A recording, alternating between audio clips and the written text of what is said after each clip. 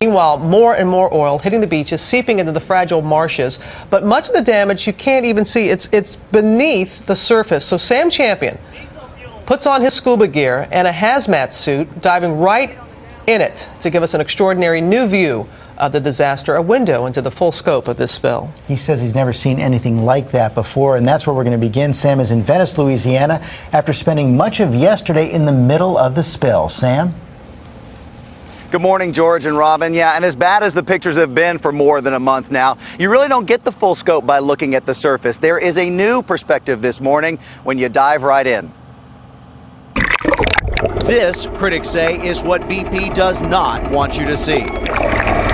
Oil and chemical dispersant swirling together into a toxic soup. Oh my God. Forming large plumes under the surface of the water as deep as 25 feet, perhaps deeper. The entire water column is thick with this oil and chemical dispersant mix, and it's absolutely disgusting. I think this has got to be one of the most horrible things I've ever seen underwater. For nearly a month, we've seen pictures like these, showing the oil leak disaster from the air and along the surface of the Gulf's once crystal blue waters. But aside from video released by BP at the site of the leak, we haven't seen what it looks like deep below the Gulf and what's happening to this fragile and vital ecosystem.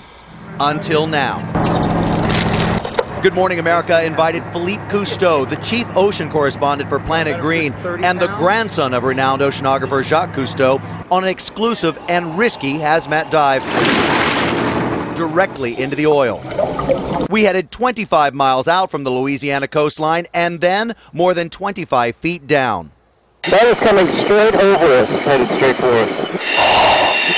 The consistency is unlike anything I've ever seen. We wanted to see if the dispersants are breaking down the oil or if the byproduct they're forming is causing more damage to sea life. What we found, Philippe and scientists tell us, is cause for concern. A lot of people are saying that when you apply the chemical dispersion, it disappears. The oil goes away, but here we go right now. This is evidence that doesn't happen. Instead, it appears the mixture is now breaking into small droplets, capable of passing right into the flesh of fish and birds. This oil is now suspended. You can imagine any fish or any critters coming through this would just be covered in it. I am slippery. I feel like I was just buttered. And those globs of oil and chemicals now appear to be spreading even deeper into the Gulf, where they can be picked up by ocean currents. Unbelievable to be in this beautiful blue water at about 25, 26 feet, and then look up into this cloud, this dark black cloud, and honestly it looks like a storm cloud, is rolling through the water. It's just this cloud of kind of granular oil. And you can see it dispersing, going down deeper and deeper into the water column. And what we're hearing is that there are plumes of oil like this beneath the surface at various different depths that can go for 10, 20 or more miles. Miles and miles thick. So this is, a snapshot of what's happening here in the Gulf of Mexico. This is a nightmare. This is a nightmare. Those suits that you see us in are specialized hazmat diving suits, and they are dry suits. They keep you protected from what's there in the water. And when we got out of the water, because we were coated in this oil and dispersant, they actually had to spray us down with a degreaser to get all of that off of us. And then you've got a shower to make sure that you have whatever spilled on you off, because any of that, if left on your skin, can cause burns. George? Okay, Sam, can you give us just more of a sense of, what does it smell like? What does it feel like? And as Philippe called this a nightmare, what does he believe this is going to mean for the entire Gulf ecosystem?